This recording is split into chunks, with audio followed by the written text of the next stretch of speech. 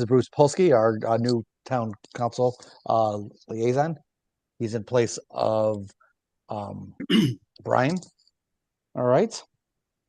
So him and I had a little chat. I said that he got dumped in the middle of this, and, he was picked yesterday. So I said kind of not much time to prepare. So I said we'll start going through the agenda, and we'll just if he has any questions, we'll go through a little slow to help him bring him up to date to where we are on these. Bruce, let's introduce ourselves. Yeah, Yes. go ahead. I was gonna Yep. say that. Yeah. Oh, you want me to start? There you go. I suppose I can do that.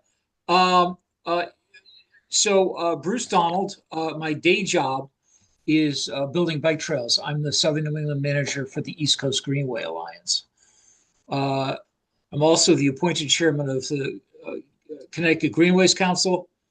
I am a founder and the current president of the Airline State Park Trail Alliance, board of directors of Connecticut Outdoor Recreation Alliance, Bike Walk Connecticut, Connecticut Trail Census, and some others.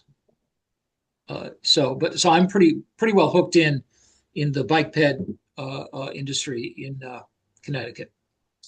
Very cool. And obviously a Farmington resident and Farmington High School class of 79. All right. I guess I'll go. Hey, Bruce, welcome. I'm Ron Gorelski. I am the co-chair of Bike Walk Farmington CT. We started off as BFF, Bike Friendly Farmington, back in 2014, and I've been stuck. I mean, I've had the pleasure of being the chair or co-chair since then. I'm on this board. I'm on the board of the Farmington Valley Trails Council.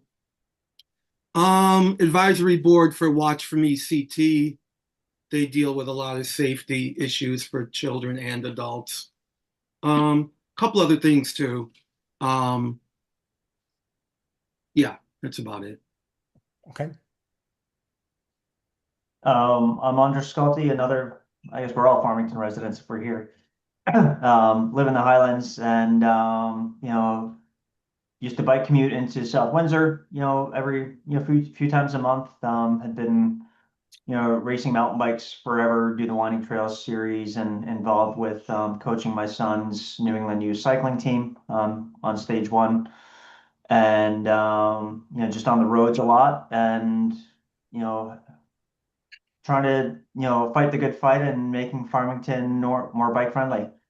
We've got a bunch of large projects that take forever and, trying to temper my patience with government and, continue things going. Bruce is probably stifling back a little bit of laughter there. He's brought me back to earth a few times. And been on here since the start. It's probably 10 years ago or so.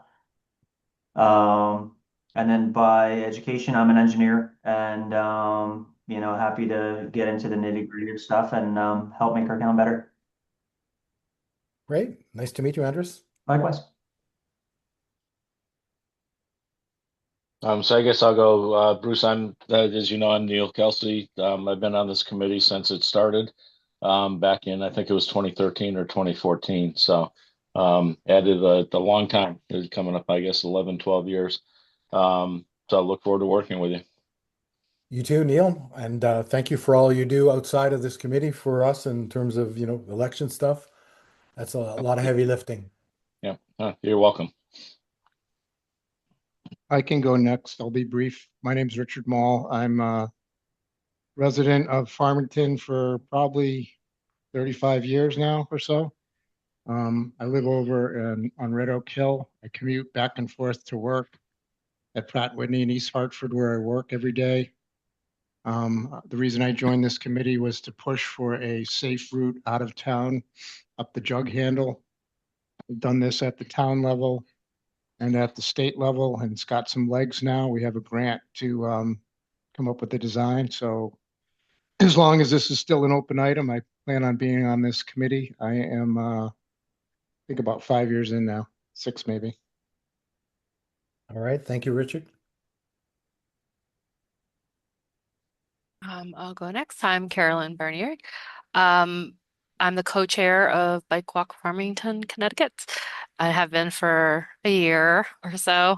I've been on the committee for a year or two, so I might be the one of the newest members. And yeah, I'm a mother of a small child, and I'm all about community-minded infrastructure and stuff that families might use, individuals too. I'm all about it. But yeah, just thinking about fairness and like equity and how people get around. It's very important to me.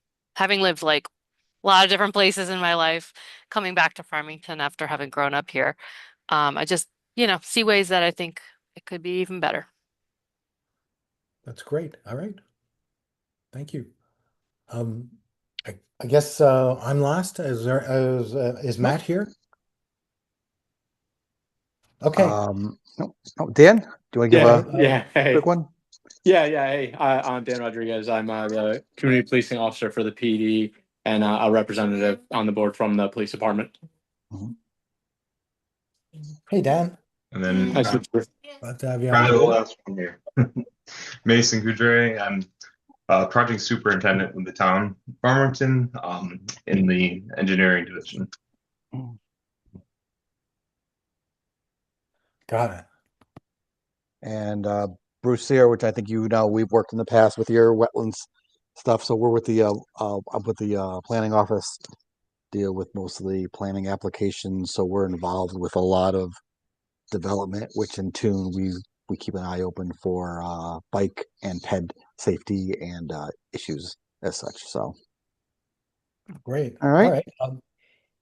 Let me fill you in on me, I guess, a little bit. As you all are currently now aware, I'm recently elected to town council for District 1.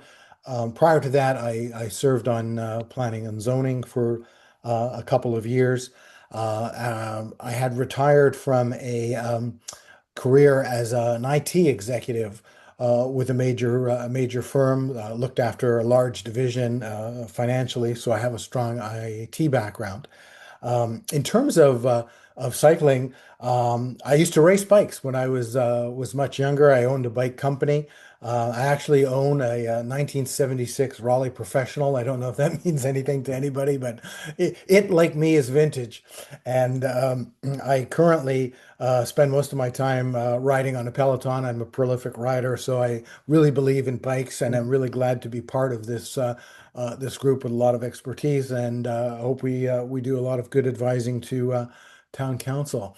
I've lived here for 30 years, and I have a daughter and a couple of grandchildren also who live in Farmington. My other daughter's on the West Coast, but looking forward to making Farmington wonderful for them as they grow up and go through the Farmington school system as my two daughters have. So after I retired, I really wanted to give back to the town that has given so much to me, which is why I went into the political side and volunteered and started out on the retirement board and then ran for office and doing all the things that I'm doing now. So really pleased to be a part of this group and looking forward to working with everyone here. This really comes across as a blue ribbon panel with tremendous expertise, and I look forward to learning from all of you and being part of this team. All right. Bruce, will you carry us through for the day? I will be comfortable to chair the meeting next time, but seeing as I'm still getting familiar with all of our pieces of business, it would be a great help if you would do that. No problem. No problem. Okay. So first meeting call to order. That's done. Public comment. Is there anybody on that would like to speak under public comment? I don't see anybody here. All right. New business. We have review of our project list. So this is a list. This is kind of we keep this on the agenda just to give some updates as we go through. Okay.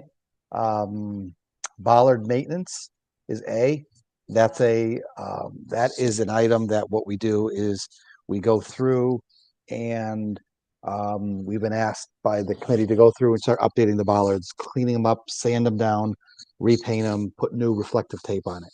So I've spoken with the highway department. The highway department's going to take care of this on an as-need basis and during some downtime. So, like perfectly now during the winter, if there's no storms or there's no work they need to do outside the garage, they'll grab some of the bollards, bring them back, grind them down, paint them, and get them back installed. Okay. Yes. There was a little more to that bollard thing, right? Eventually, there was. Eventually, yes, there is the larger plan of pulling out. And do I have that under? You're right. Yes, no, it's under the same one. And then the larger plan is to look at some of these intersections with the bollards. If you've gone on the bike trails, Bruce, you'll see that the bike trails originally started off with 3 bollards across at each intersection. The idea was to prevent vehicles from going down there, preventing any kind of larger vehicle than a bike to get in there. Since that time, there's been some concerns with bikes being able to get through them and things like that, and the safety. So they're looking at pulling out maybe one of the bollards, all right, or 2 at some spots. But I think it's mainly going to be a 1 or 2 bollard install at those intersections.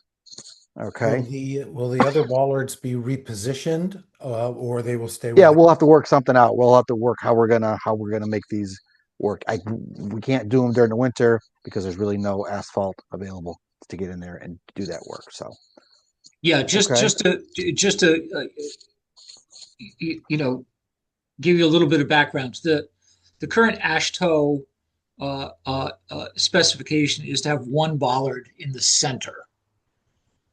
And so ideally, if we were to take out 3 or even 2, we would put, 1 in the center. And you're also supposed to have some lane lines with a diamond around it, just so everyone understands, you pass it on the right, like a car. And ideally, that's what we'd like to see across the town.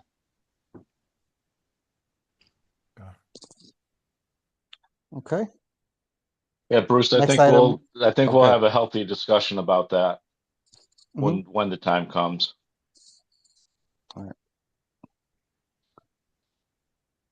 Next item is the wayfinding signs and the mapping of the Highlands.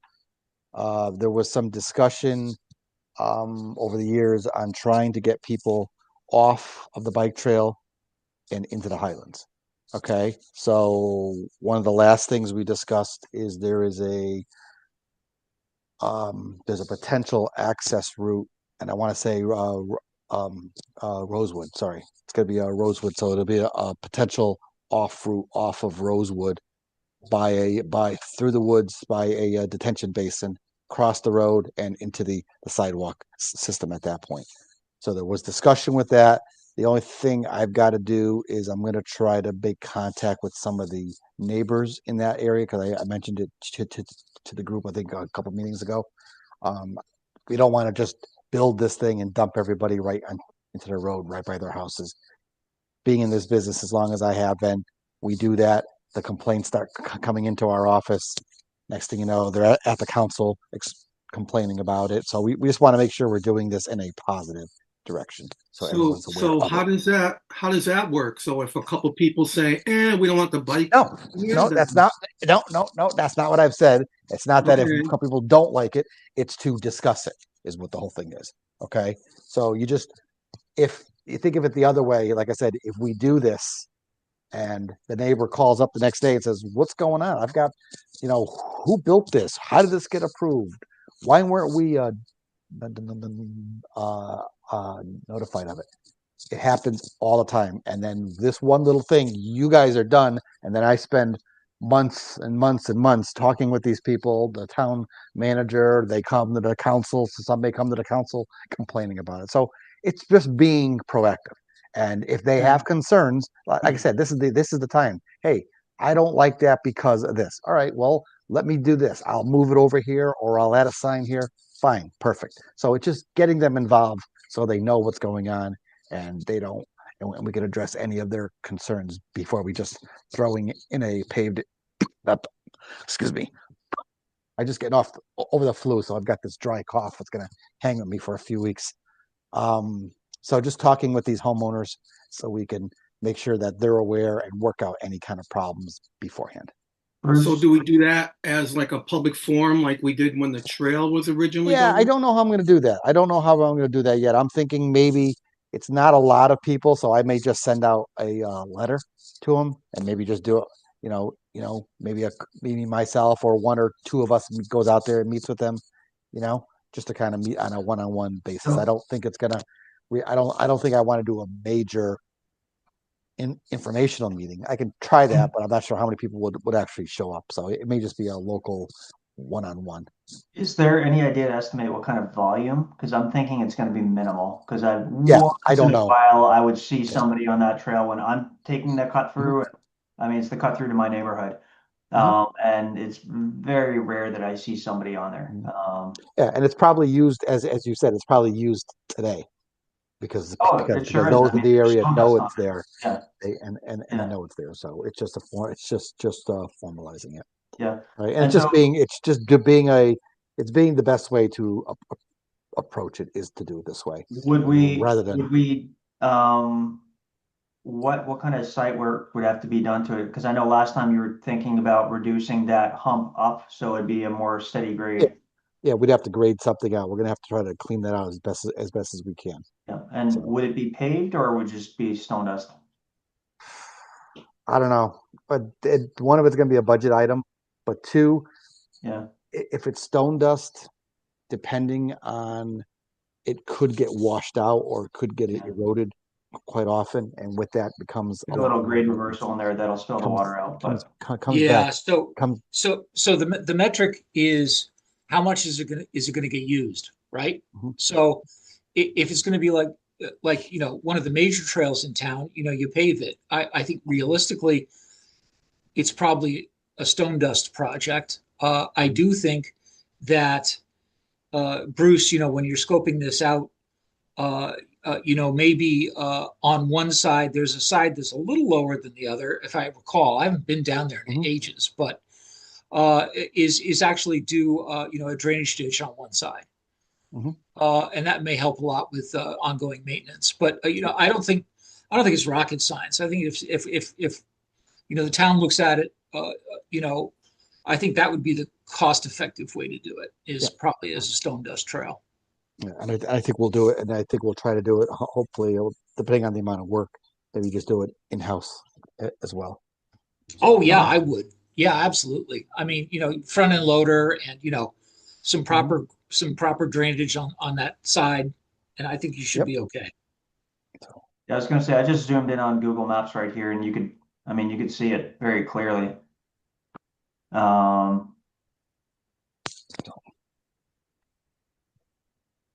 So I could share my screen if you guys want.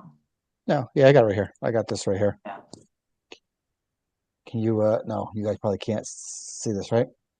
Nope. Yeah. This version is different than the Office version. I don't like this. That app version or something? I don't know if that's what it is. It's not the easiest. Yeah, I've battled that with Teams too, where the app versus I got it. personal versus work, business, and they're all different. Yeah, it is the app Zoom. So yeah, my entire screen. Here we go. Wow. So here you go. You guys can see that, right? There we go. There you go. So here's Brickyard Road here, Farmington Avenue, high school's here, and here's Rosewood here.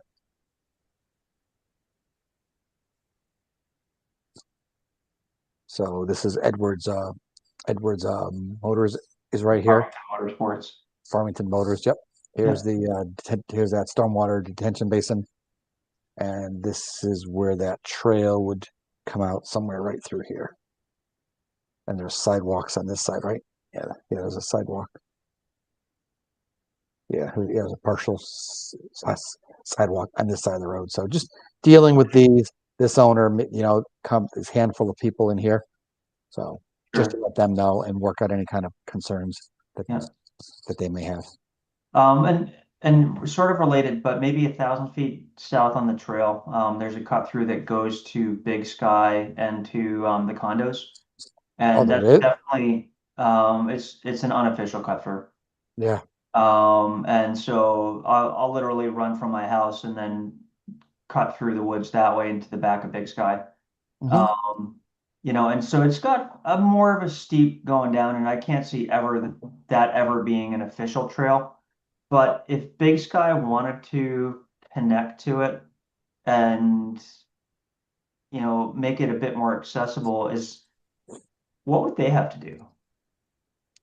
A wetlands permit, because there's a brook that runs right through there. Okay.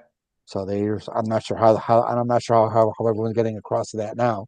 There's a janky 2x12 that you just go and bounce There over. you go. Yeah. And So, Bruce, they just had a repaving project over there, right? over here, Yeah. yeah, they did this whole tennis area. This clay court is now a paved parking Okay. area. So, Yeah. Yeah, so I mean, there's an unofficial trail going through there. It gets used, but it's not stone dust or anything. And I was just thinking that, like, as a gym, and if we want to promote connectivity, Yep. so many people would, from the gym, why run on a treadmill when you could run on the trail? Yep. Mhm. And same with their 5K races and stuff like that. If that was a bit bigger, Mhm. would a wetlands permit be difficult to make a 3 foot wide bridge over that stream? It doesn't see high flow ever. I've never seen. No, I mean, I but- don't think so. It's just how it's done and what it looks like and how much Yeah. disturbance. So we would need to really hammer down with them and go over it. We've dealt with the owners on this whole repaving project that they did with the court. So if they're interested, if you as the gym members are interested and speak with the owners, they can give us a call and Okay. we can go over it. All right. Okay, cool. Thanks. All right. Next item is improving access to the business along the trails. Okay. So recently, as a quick one on that one, the intention on that one is to try to, it's just as Andres was saying, was tying in businesses and getting the trail to be more, I'll call it like a roadway, a road network tying into individual places rather than being the recreational trail that it's been. We just originally, or just recently built a little connection in Unionville. So if you come over on Depot Place here, and I'm going to get this wrong, I always call it the wrong name because I have a different coffee place around me, but is it Uncommon Ground or what's it? The coffee shop. Daily right here. Grind. Daily Grind. Thank you. See, I know I always get it wrong. I always want to call it Common Ground, which is near me. So Nice. they just built a little, opened up the trail, put a little stone dust here. So now people along this trail can come off, grab a coffee, a donut. I think you may even have ice cream in the summer. So it now creates a benefit of people of getting off the trail and accessing the businesses. So that item stays open and we use it as much as if somebody has an idea. If if they've heard from somebody, hey, how do we make this connection? Then we can address it during that part. All right. Anything on that one? Anybody?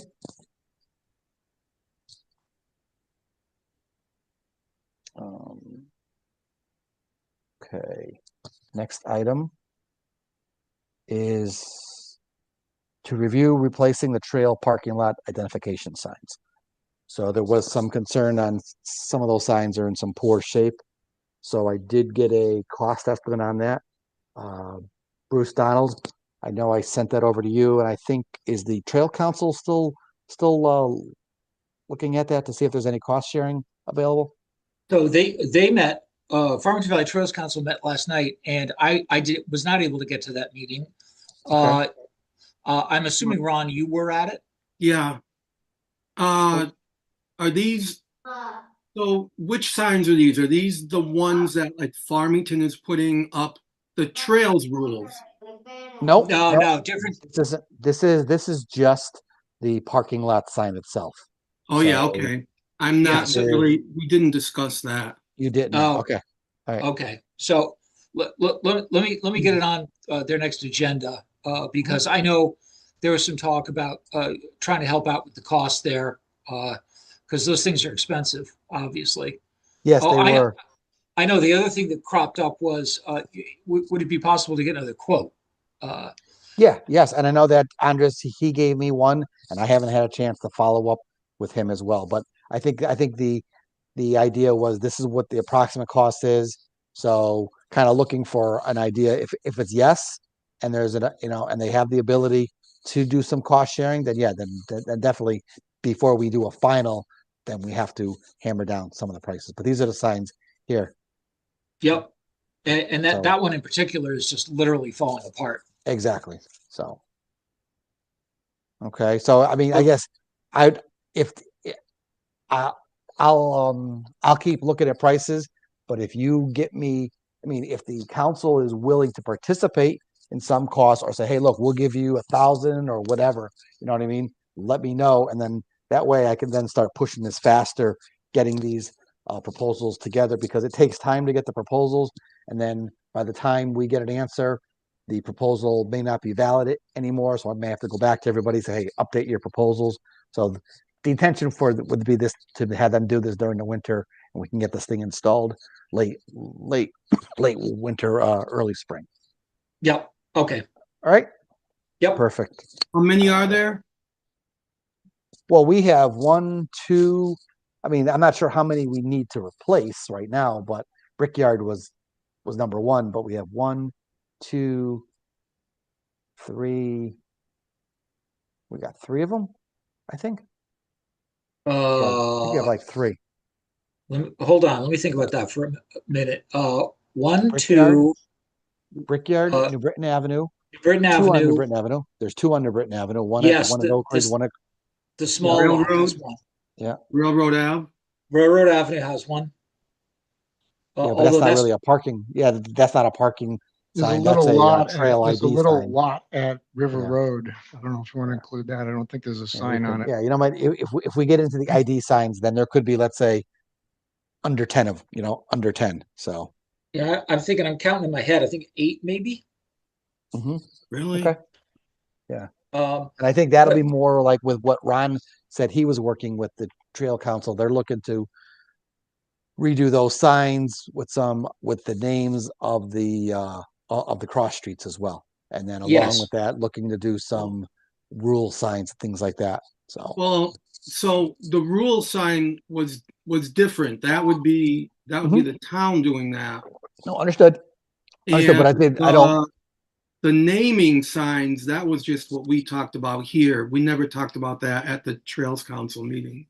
I thought they did. I thought there was an email from them. No? Okay. The naming of the Yeah, I thought there was something from them on that. the names of the lots, right? Yeah.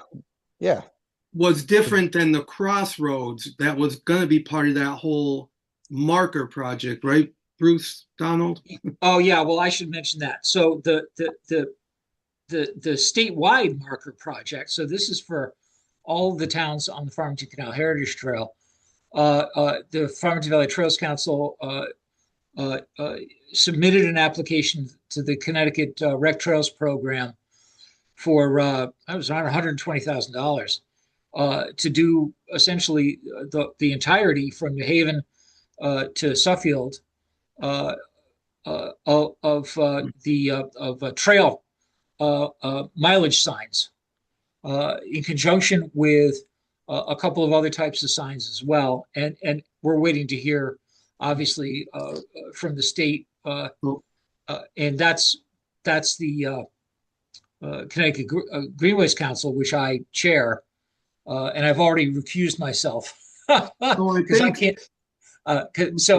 But we should hear about that probably late February, early March. So Bruce, grant. so from what I heard Monday night is that counting all of the volunteer hours and Yes. that there would be no cost to the Trails Council now, that it's going to be covered Correct. basically 100%, right? So that hasn't been approved yet officially? The applications are being graded at deep right now. Oh, okay. So those awards will be made probably first week of March is my guess. And I'll keep you guys informed, obviously, but I did have to recuse myself from that project because I was involved with the application. So Bruce here, I will get together with you regarding the Mhm. trails rules sign. I don't want to get that Okay. mixed up with everything Yeah, else. definitely. No, understood. Yeah, Okay. and then if we go expand, what did I say, Bruce? How much were the? Sorry, I'm gonna have to. We're gonna have to. I don't mind you guys. If you want to call me by my last name, go ahead. It's easier. Bruce Donald. Um, I want to say that that parking lot sign was like five. It's like $5,000, right? It was almost $6,000. Yeah, it's almost six, but I think it was $6,000 installed. So take off the grand, it's five if you Yeah. put it in. Yeah, So we were that's thinking, easy.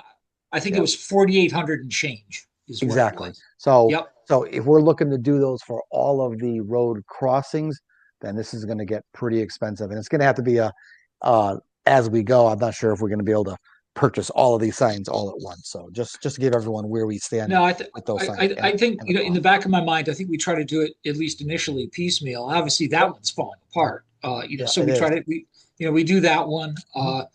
But I think we look at well, two things. First of all, if the Farmington Valley Trails Council gets that big grant from the state to do all the signage, then I think this town should actively look at the rules signage and some other safety signage as it relates to particularly road crossings.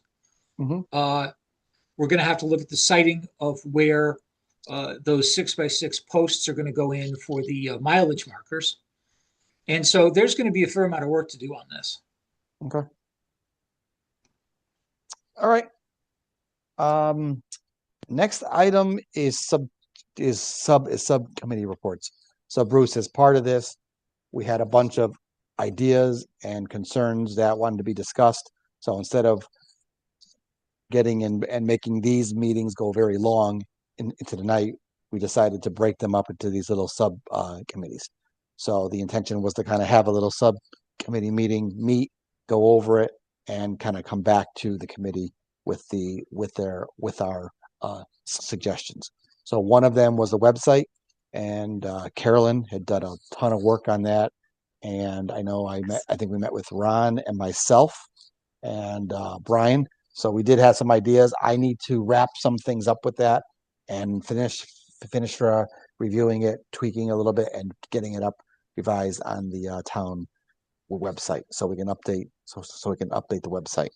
Okay. Nice. Yeah, I don't know if you had, I realize you might not have had editing privileges, so I just resent that all to you Okay. just now. Perfect. So Thank you. Yeah, I was gonna just cut and paste and put it into Word if I had to or something like that. So sure. that was that one.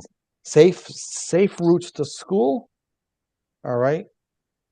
That one is now anyone or Ron or Bruce, feel free to jump in if I mess this up. But Safe Routes to School is an organization by the state, and they have multiple ways of helping towns. As one way is they'll come into a town and say, look, there's concerns about accessing the high school. How do we safely access the high school? So they'll have an engineer come up there, meet with you and the town, kind of look at the area, watch the kids getting in and out of school, look at different paths, and make some suggestions on what they feel is a good way to make a safer connection with the school. They also offer education programs where they'll come into the schools, get you set up so that you can make part of your physical education classes. They'll do like a bike safety class. So I know we have on this committee itself, we do have a few certified bike instructors. Correct? I think it's Bruce, Ron, and Andres, maybe, or Neil. Carolyn. It's me and Ron. Oh, Yeah. Carolyn. All right. So we left off with the school education, and just so we're not mixed up, whatever's in school education we do would be coming from the guidance of Bike Walk Connecticut rather than Safe Routes, because it's just a better program. But as you said, the engineering study part would come from Safe Routes. So we haven't heard from our our Board of Ed liaison in a couple or a few months. Well, no. He did come back 2 meetings ago. I want to say was he at the December meeting or was that the I don't think November so. meeting? He mentioned that he did talk to the superintendent about it. And again, the incoming superintendent was not going to start until the beginning of the new year. So Okay, he I'm was kind of sorry. like there So wasn't anything he could do at that point. So tabled he it. said he was interested and he would take this under advisement. So it's in discussion at this point. So they've got to, for this plan to proceed, it needs approval and support from the Board of Ed. And So they're working. I also want to just kind of clarify that it's really a two-pronged thing. The way we were looking at it is, engaging Safe Routes to Schools for curriculum development and doing bike curriculum, as part of his phys ed program in our schools. The other part that, I was trying to make some progress with is the Safe Routes to Schools bike walk audit on the schools. I met with the assistant superintendent probably back in, was it October or November or so? Had a good discussion about it, but he was very adamant that the audit is not a Board of Ed / education establishment program, that it's to do with the town itself, and they will not sign for it as under their own volition. He said for them to sign for it, the town council needs to go and tell the Board of Ed that Farmington wants this program done. Please sign it, and that the town will own the audit report. So I wasn't able to get anywhere. I brought that up with Brian back in December, and he said, don't reach out to them anymore. I'm going to go do that myself. I don't want to, get too many cooks in the kitchen. So as of the December meeting, Brian was going to meet with the new superintendent, get him up to speed with both of the programs. How I saw the audit was, we literally just need somebody to sign the document. The DOT liaison is Bridget Moriarty. She just says somebody from the town needs to sign this document that says we want this audit done. It literally takes 3 hours of somebody's time to shadow them as they walk through and just permission to be on the school grounds. They do all the work. They write the recommendations and all of that, but the Board of Ed was, or at least our assistant superintendent was concerned about getting a report that shows that there's some action items and then not being empowered to accomplish them. So he saw that as a town thing, not as a Board of Ed thing. The way I saw it was, we get the audit done, we get some recommendations, and we take it up with the town council, advise them to move forward on whatever ones make sense. I wanted to do Union School first because the principal is an avid mountain biker, and they also have a really good infrastructure already. We do bike to school day there. It's right near the bike path, and a super easy one to get done, and wanted to kind of show the town that, hey, this is possible. Look how little work it was. This is great. Let's expand it to other schools. The other one that I think is important to do is Irving A. Robbins. That's the prime bike to school age, the middle schoolers. That also ties in with the Jug Handle project, and there's currently no great routes to schools there and to East Farms, and so you kind of get two birds with one stone. And I figured if DOT is willing to do this, we get some free work out of them, and it highlights the things we need to do. And then when we, to move forward on the Jug Handle project, we could point to the Safe Routes to Schools audit that shows, hey, we suggest you do this, this, and this. And by the way, this is coming from within the same DOT that the Jug Handle people work for. And since it's really very minimal town effort, hours needed to be done on this, it's free. I thought it would be really easy just to have say, oh, sure, that's a great idea, let's do it. But that doesn't seem to be the case. And so Bruce Polsky, Bruce 3, we somehow we need to get the town council engaged to recommend to the education establishment that this is an easy ask, very low lift, and to let's start with these two and see what we get. And it's zero commitment from the town. Well, I will speak to Brian about this, see where he was at with it since the last meeting, and do some follow-up as I get myself up to speed. I made some notes while you were speaking, and let me see what I can do. Okay, great. If you like more info, I could send you links, and then if you just Google Safe Routes to School, Connecticut, DOT's got a web page. They show the reports that have been done, for Canton and Thank some of you. the other towns. So we could see what we would get. That'd be great. I'll take everything I thanks. can get. I would Yeah, like Bruce, to if you want, I just would give me a, like to echo Andres if I could with his point about the jug handle and connectivity to the IAR. I've been preaching this for 5 years since I've been on this committee. That is a major selling point, and I know it's got some legs. We've got some money, and hopefully we have something to add later in this meeting about where we are at with the grant money. But this is a huge age. Middle school is what I've been preaching for riding back and forth to school. They don't have cars yet, bikes, they have freedom. They don't have a safe way to get there. And by doing this gateway or jug handle project, we would have that in the town. And IR is just one part of it. You also have the whole Yukon campus, the whole medical campus, everybody out there that lives in Farmington and drives that short distance to get there, where they could be riding a bike or jogging or something better than driving. Yeah. That's all I wanted to say. Ultimately, we want, the 50-year vision is that I'd love to have every kid feel that they can ride to school safely. And honestly, the kids will be fine with it. It's convincing all the parents that the kids can ride to school safely. And we're not there with Route 4. It's challenging. By the high school, there's no sidewalks on the east side of it. And especially with state roads, some of it's out of our control, but if we make progress on it every month and keep moving the needle forward, it'll get done.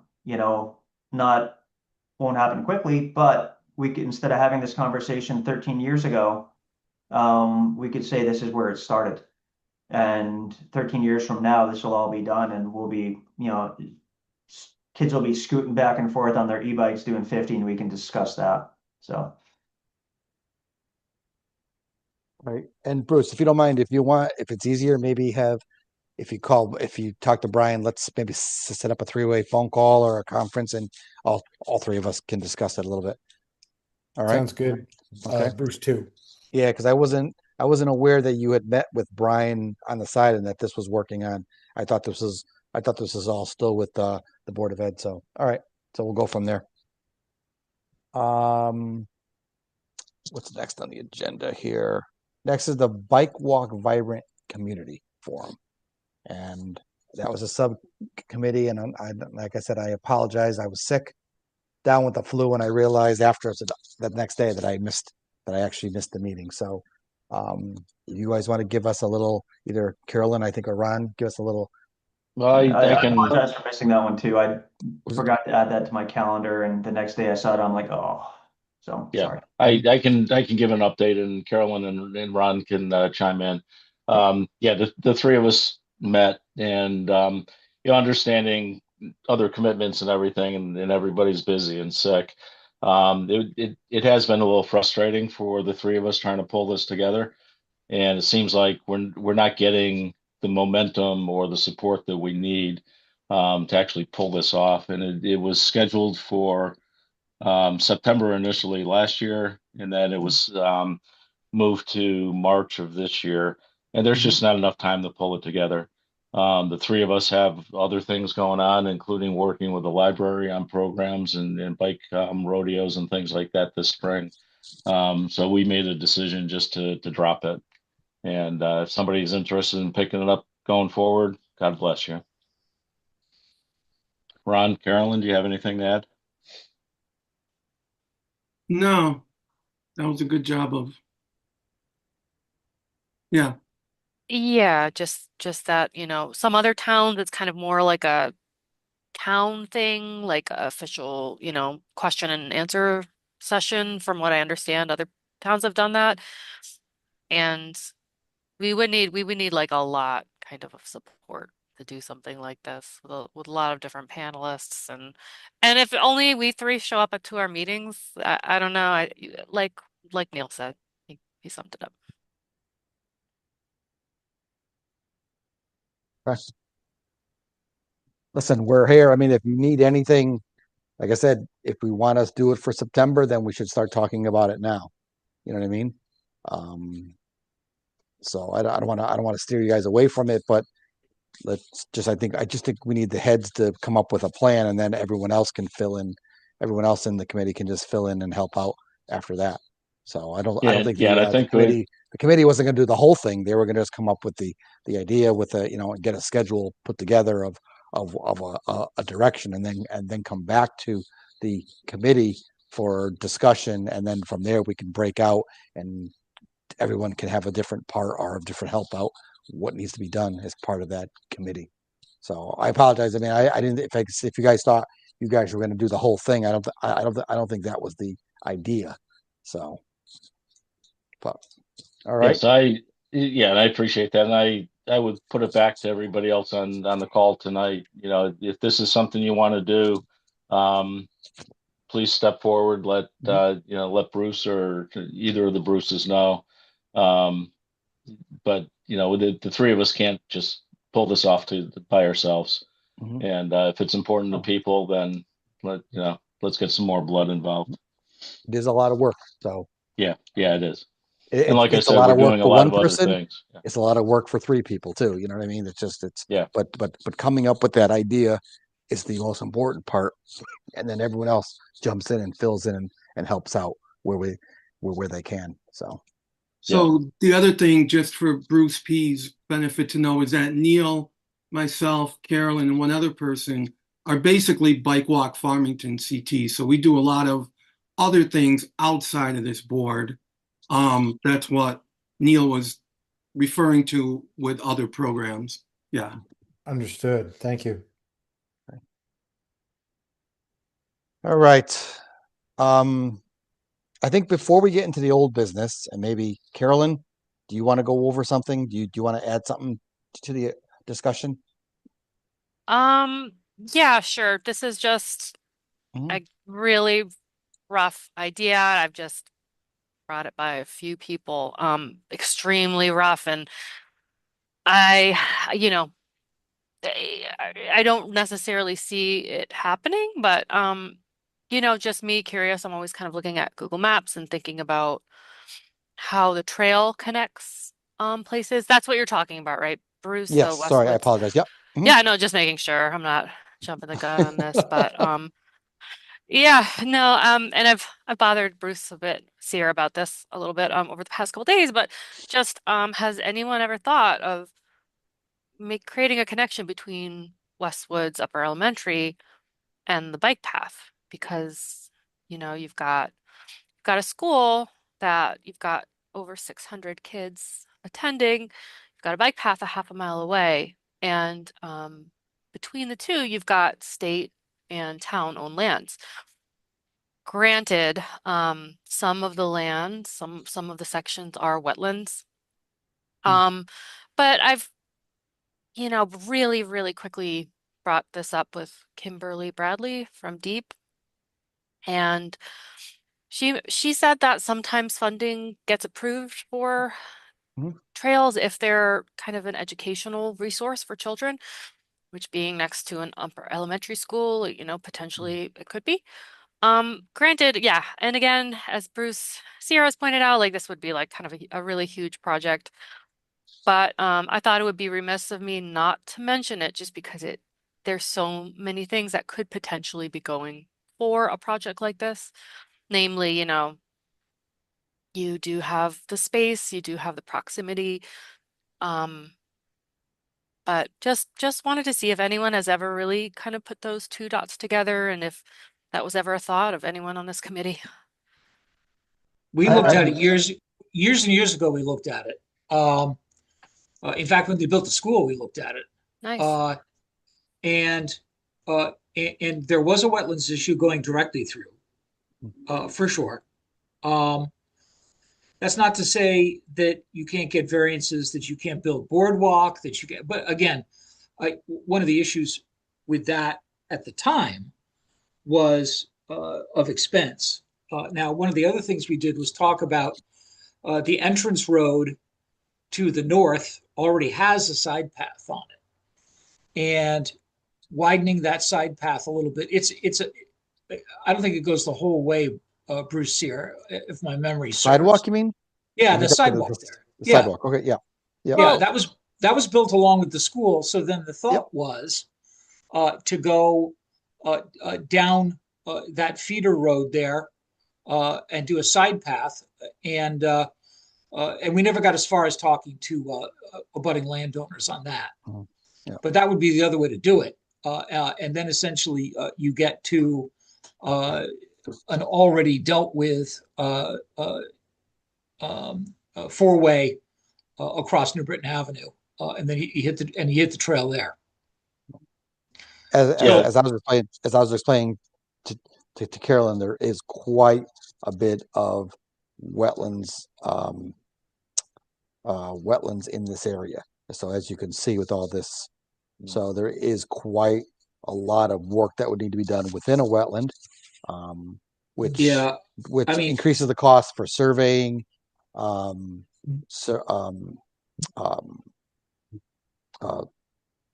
reports by the wetland scientists on these areas, and then coming up with a route. I mean, we've got farmland in here that's actively being used, so we have leases through there. Getting across, there's a handful of irrigation swales that run through there. I did mention that there is a grant for the sidewalk along the south side of Meadow Road. So they do have a schematic plan done for a sidewalk along this area. So I was just chatting with Director of Public Works again, and I think he mentioned next month, was it? I think the town's going to have a public informational meeting for this grant. So I know it's not a trail, but it makes a straight line connection between the trail and Judson Lane on a sidewalk. I think Bruce, how wide is that sidewalk? Sorry to interrupt. Was it you were in the meeting, Neil? I had heard 5. I had heard. Yeah, I think it was 5 feet. but Yeah, I think it was 5 feet. I think it's 5 feet, guys. That's what I remember. Yeah.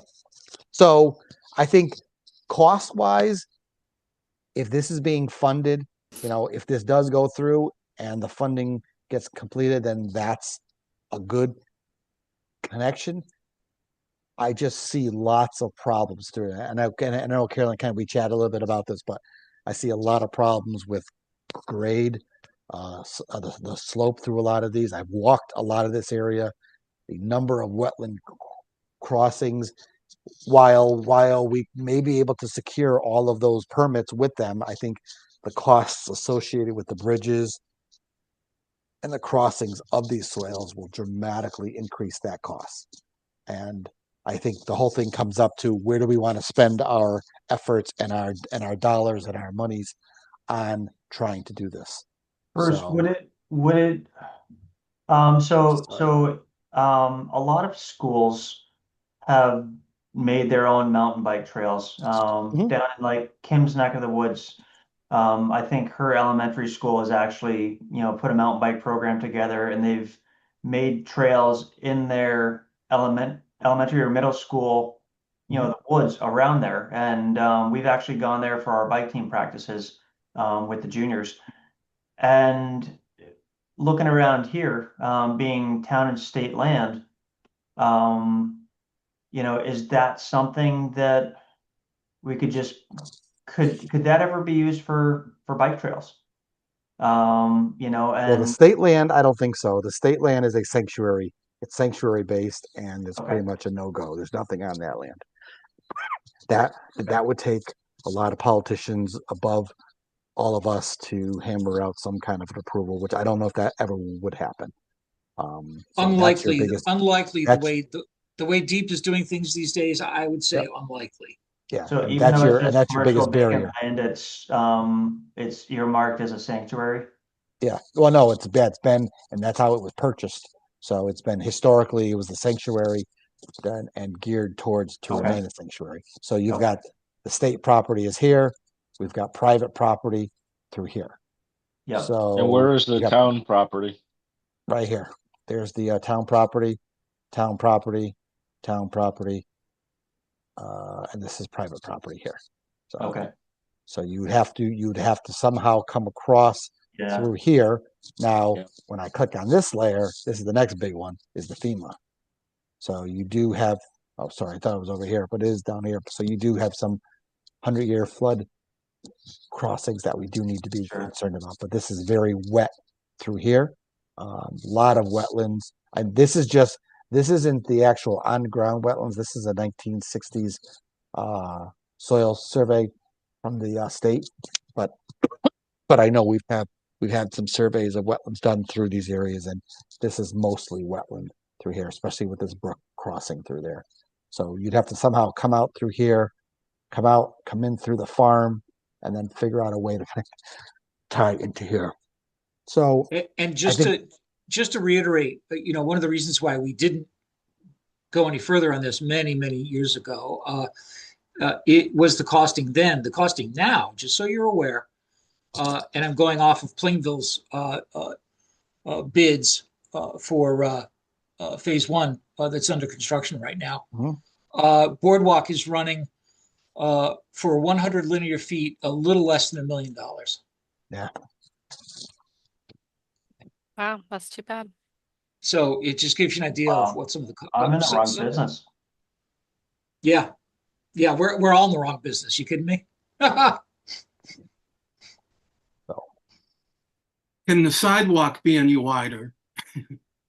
through here, no, we do have a lot of wetlands concerns. We have a lot of grade concerns right in here, right in this area here. It's a very steep grade, and it would require a retaining wall all within the wetlands in here, because this is all wetlands here. So No, I meant the sidewalk that you showed us in the beginning. Oh, is that what you're showing this us? one here, yeah, this Okay, this yep. right here. Sorry. So it's Okay. not, I mean, again, it's not a trail. It's not 10 feet. Does it need to be that wide? I don't know. I mean, it just needs to be a safe access for people to get in here. And again, who's coming to Westwoods? I mean, you know, it is the middle school, so you will have people within this traveling distance. You're probably going to get a lot of the neighborhoods off of Meadow Road in this immediate area. Apple Tree, Trotters, I Summersby. will say though, it is just I understand like it's just not Mhm. realistic, but I mean, we met with Kevin Kubis a couple years ago to talk about a bike to school day at Westwoods, Mhm. and he mentioned that families won't in the neighborhood like they don't let their kids bike or walk to school, and he was a little incredulous about it. Mhm. But I understand that, I wouldn't necessarily want my kid walking. I mean, she's young now, but Mhm. so I get it. It's so it just I think it is too bad because I don't think a lot of families are really super traffic happy, Yeah. and it's I just the think, way like I say, things are. if the sidewalk does go in, so you're saying that they won't use the sidewalk either? I mean, it's hard to say. I'm not Yeah. sure what's in their I minds, but I would hope the sidewalk would fix it because like my son's 9 and I asked for permission for him to bike to school, solo and bike home solo, as a fourth grader, like we did growing up. And I was told no, that they will not dismiss him, without a parent there. But like once you're in upper elementary, I believe you can. And so, the route for us is literally neighborhood, bike path all the way down to Meadow Road, And if this sidewalk gets built, then he's got a really fun 4 mile bike ride to and from school that he'd love to do. You know, so at least if they're on sidewalks and bike paths, Mhm. I would hope a lot of the apprehension of kids on bicycles would go away versus having to be on surface streets worrying about cars going by and texting and shoulders and things like that. So I think the sidewalk is huge if they can get it on all of Meadow Road so people can connect from both sides. Mhm. I think we would see kids on it. I do. Yeah. I'd love to see it a little wider, but it's still 5 feet is not bad. Uh, we have a lot of worse connections around the state than that for sure. Yep. And if that, I mean, the connector on Meadow, a sidewalk from 177 Meadow, Maria, all that way, that connects you, especially if you can, do the bike path to Red Oak, that connects the kids over to Tungus Mead. They could ride over there for their baseball and soccer games and basketball. All the different neighborhoods off Red Oak, if, granted Meadow and Red Oak and stuff like that, they're not big roads, but they're more substantial than neighborhood roads. And if those all have sidewalks, that connects all of the neighborhoods. And, all of these new developments that get put up with, 20 houses here, 50 houses there, all connect onto some of those somewhat more major roads. And if there's sidewalks, at least middle schoolers, are independent enough to ride them on their own, or parents with their kids, hey, let's go for a bike ride on the bike path. Let's head up to the boathouse. Let's go up into Unionville or something. Get the kids on wheels and they'll love it. Okay. We set with this one, Carolyn? Yeah, no, I appreciate Okay. the No. in-depth. Oh, it's great. It's great to Yeah. get everyone's opinions. There's some history. I didn't realize that they did talk about this in the past as well. So, okay. Next item, old business. Continue research discussion for potential speed limits on the trails.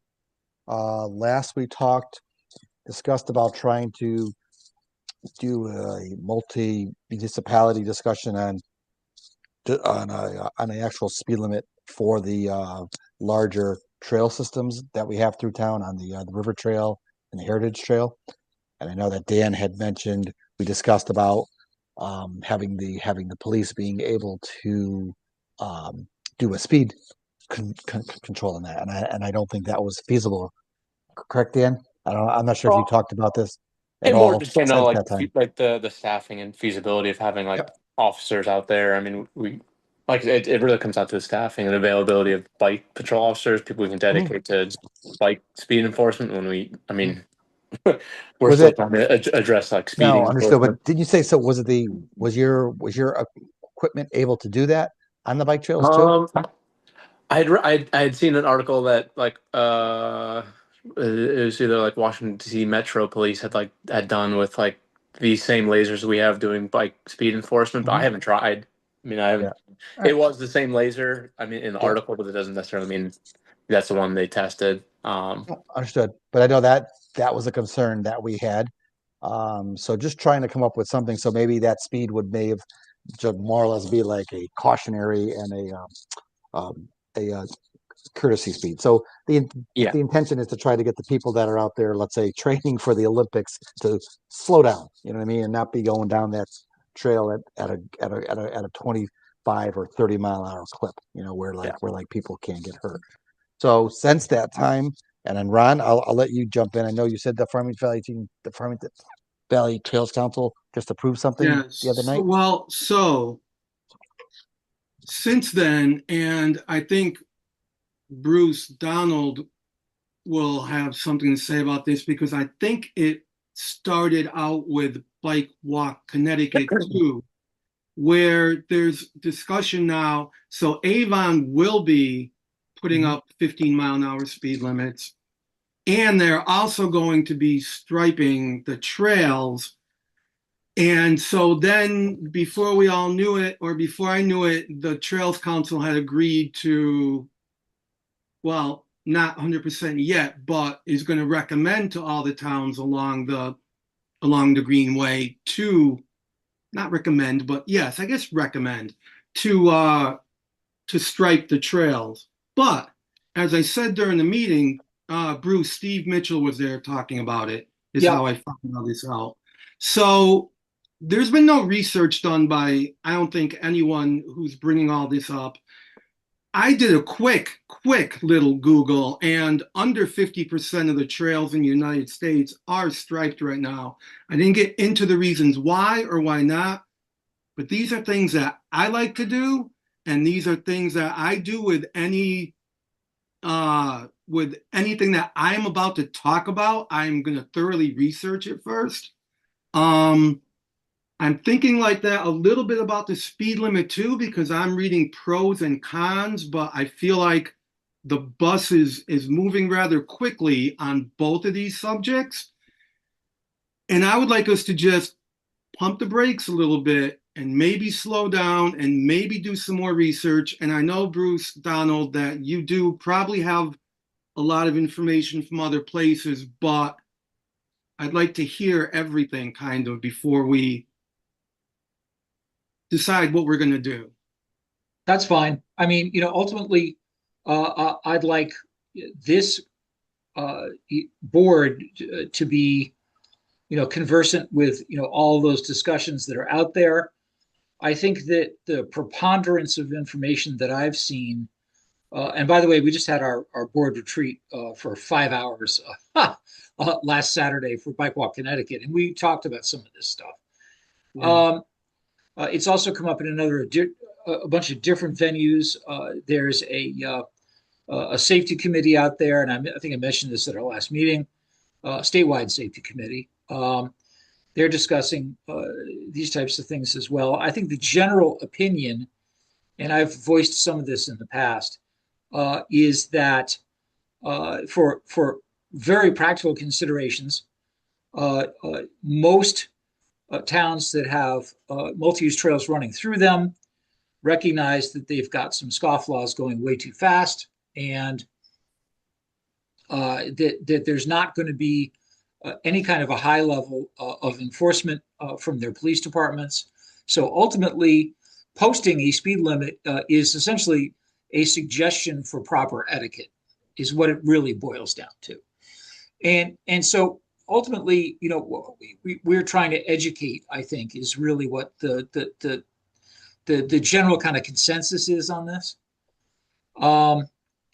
I think, trying to keep the general public aware that there are a lot of e-bikes and e-bikes that aren't e-bikes by law on our trails, is something that's very real. I mean, I was just talking to my people in New Jersey. There's a statewide bill to require licensing for all e-bikes in New Jersey right now. It's really, really ugly bill.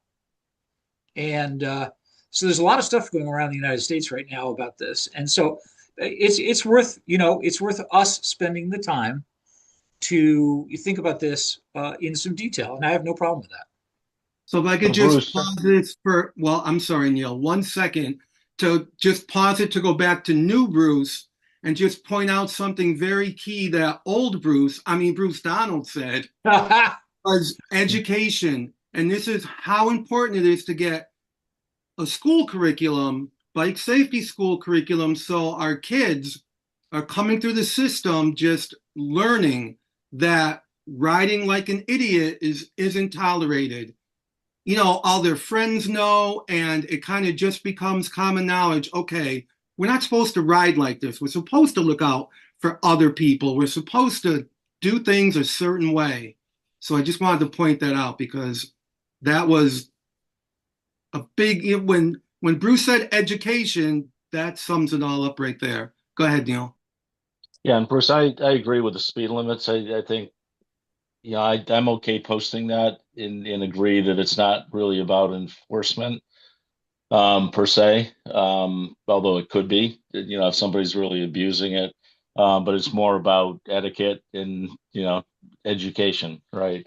What I fail to see is the point of striping. So what Oh, problem are we trying to solve with striping?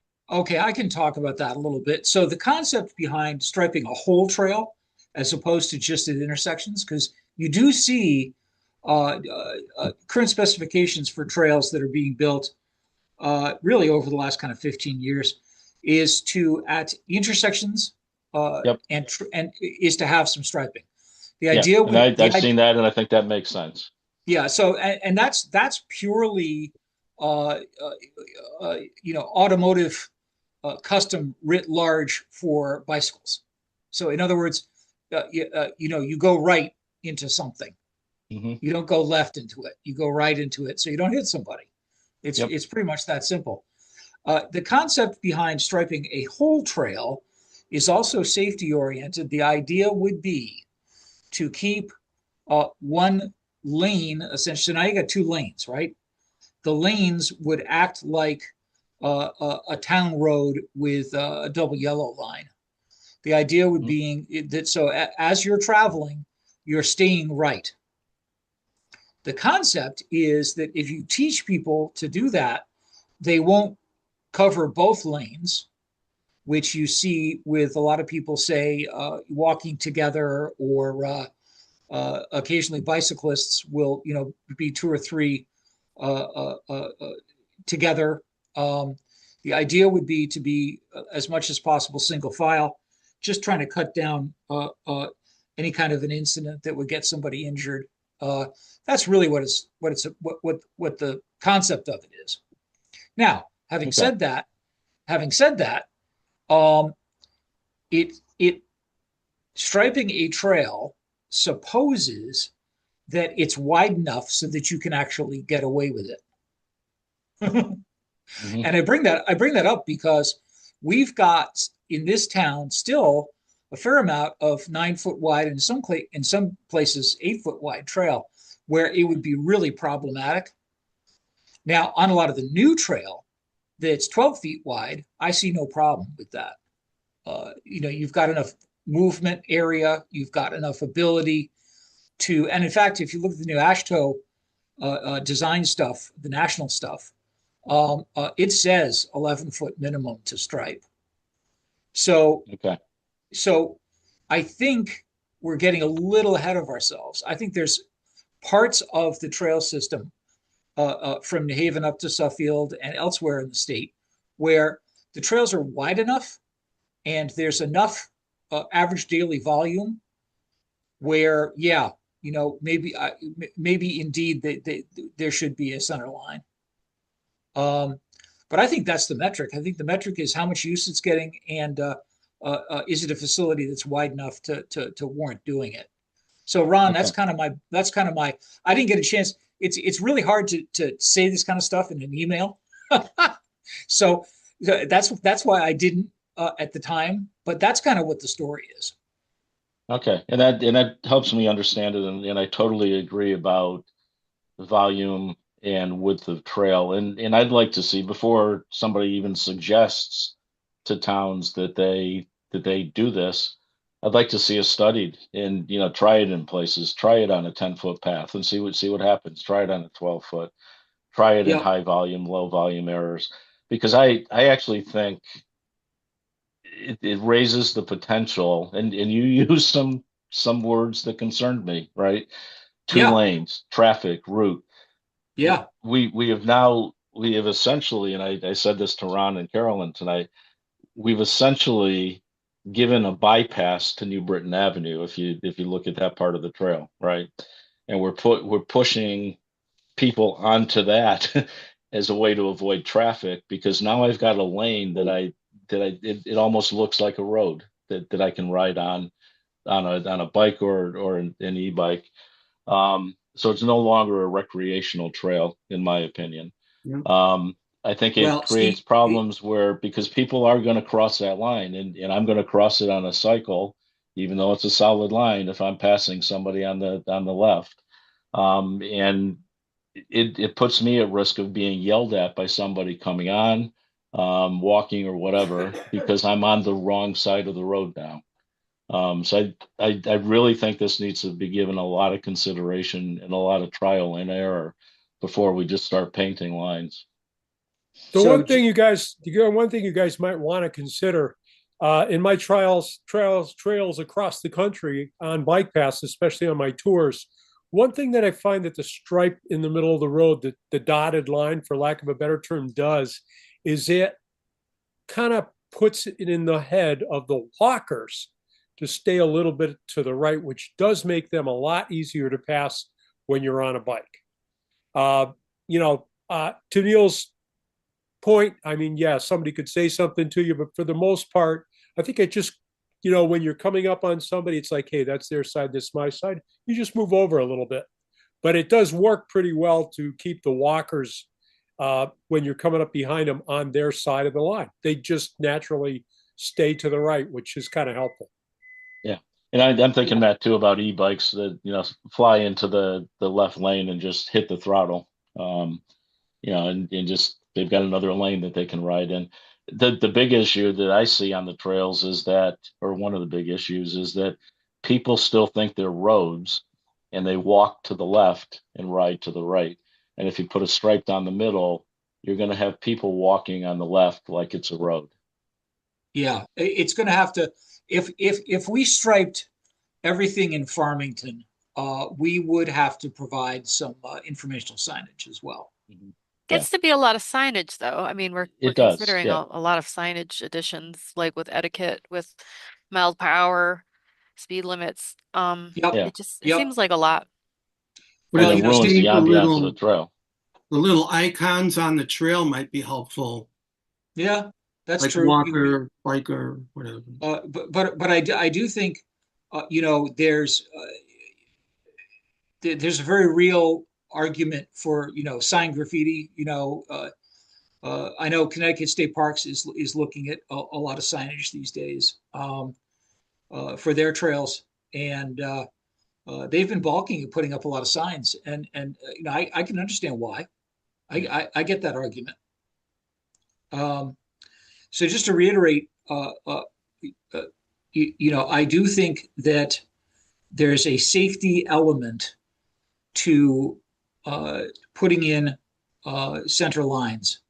And I generally agree with the concept. I do think that as an industry professional, which I am, I guess I'd have to say, that we should consider it more on a case-by-case basis, as opposed to just saying, let's, put a center line up on every multi-use trail in Farmington. Can I ask, that'd be my advice anyway.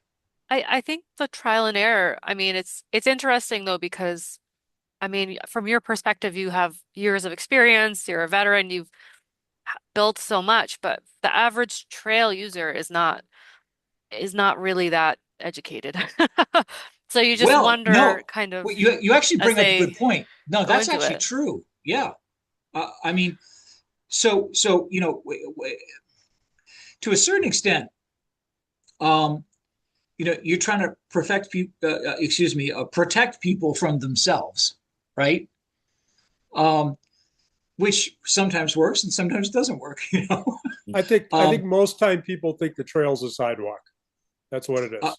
I tend to agree with you. Yes. Yeah. I mean, ultimately, if you're going from the road to a trail, the trail to a road, you're a commuter. You're a road bicyclist. You understand factually that your bicycle in the rule of law is the same as a car. That's the law. Mm-hmm. Now on a trail, that is not the law. It's a different law. There are no rules. Well, there's some rules, but there aren't many. So as a practical matter, that's what we're talking about. We're talking about how to deal with the unwashed masses, using our multi-use bike trails. And, do we want to corral them? Do we want to bat them over the head with various laws and fines? And that's another part of this argument, which is how much do we want to piss people off? Mhm. Right?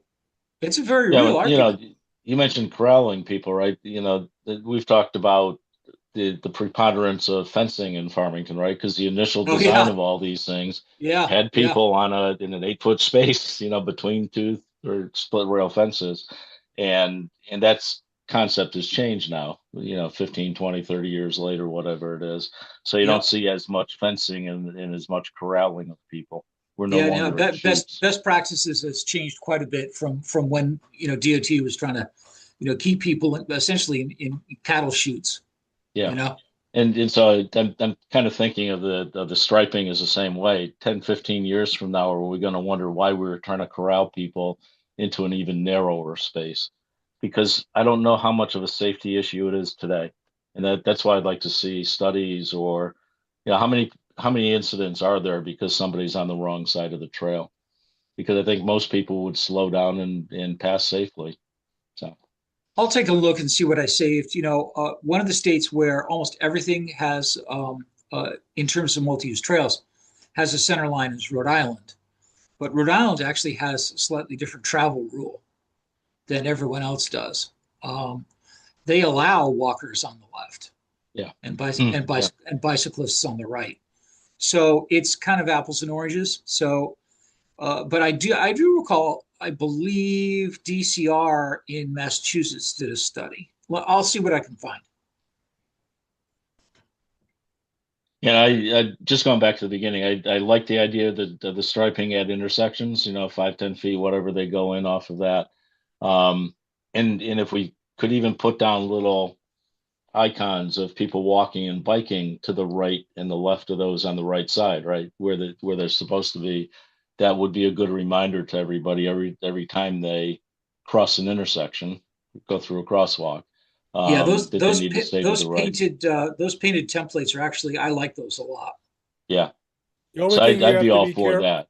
So. The only thing you have to be careful of is you do not want to put down any reflective on those paint lines because they get slippery. Yeah. Yeah. Yeah. Now, in fact, I would advise against any of the tape products. They're just they're a death waiting to happen. Those things. Yeah. Yeah.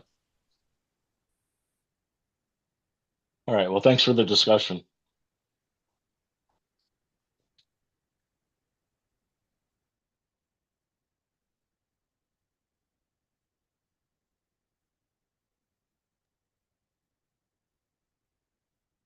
Are we there yet? Next item.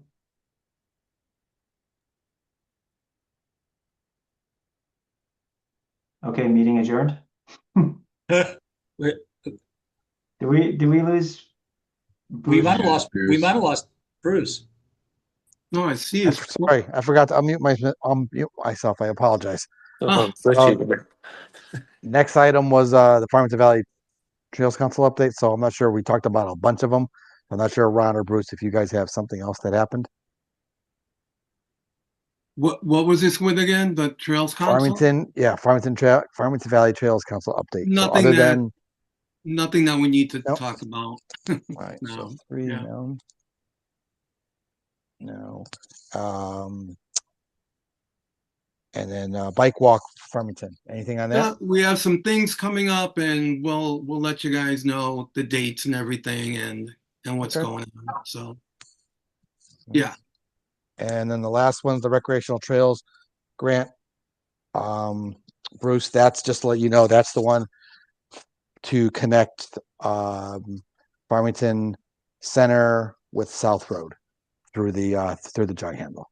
So that's on me. I've got to finish wrapping up that RFP. Bruce, I'll have you, or Bruce Donald, I'll have you take a peek at it because you've offered to give me a hand. So I'll have you look at it, see if there's something that you see on there. All right. I'm happy to. Just be aware that Office of Policy and Management in Connecticut has issued a new set of guidelines that make it more difficult for me to not abstain from voting when we're voting on these applications. Okay. And so I don't think it's really an issue for this going forward, but just be aware that and I don't think it's a problem for me to step in on something like this Okay. and offer my opinion. I talked briefly to Deep's internal lawyers about this because it has come up in a couple of different venues about how much I can actually do for the town. Yep. On a state grant, and I don't think this type of thing is a problem. Right. Yeah, like I said, that's just because you offered. I mean, we review them in house. I'll get it over to you. Listen, I don't want to put any pressure on you with that, but if you can, No, you no, can. If not, don't worry about it. No, I'll turn it around in a day. Okay. I'm happy to help with it. Okay.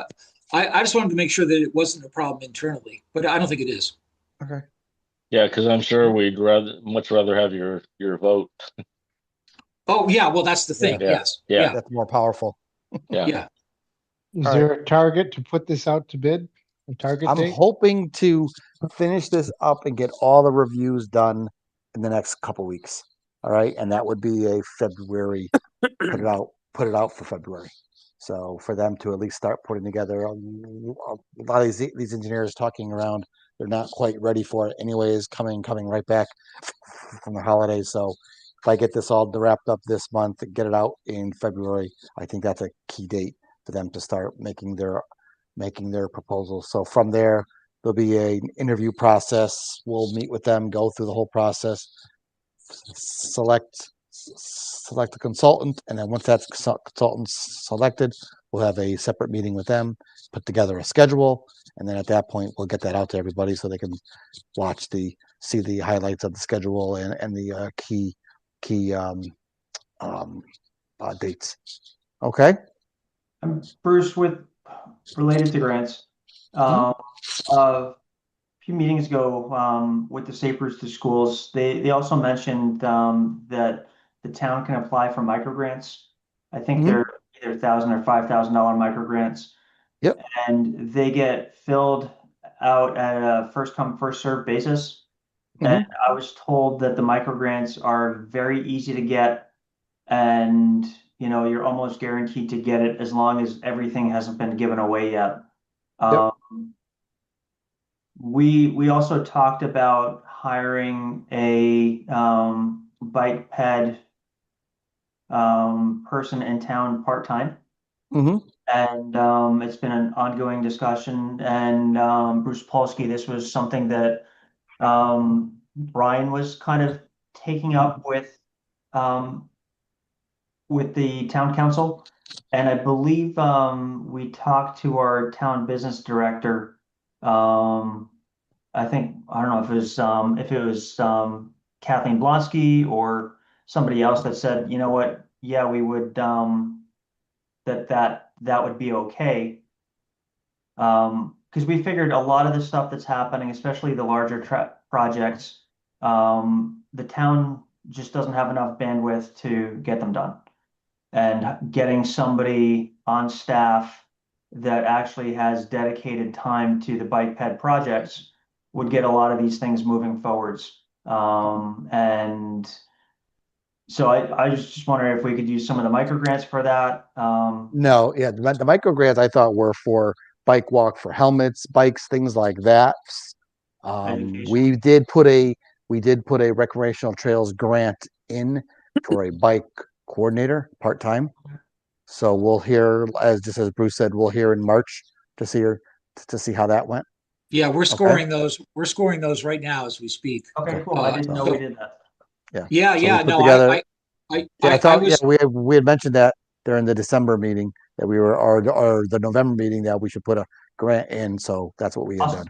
So yeah, so we did put a grant in. The town did, and I'll follow that through. I did already advise the state that I would have to recuse myself on that one, Yep. which is fine. But the committee, what the committee will do, they'll ask me questions, I'll answer questions, and then I'll just leave the room when they vote. And when we get there, I'll keep you guys informed on that one.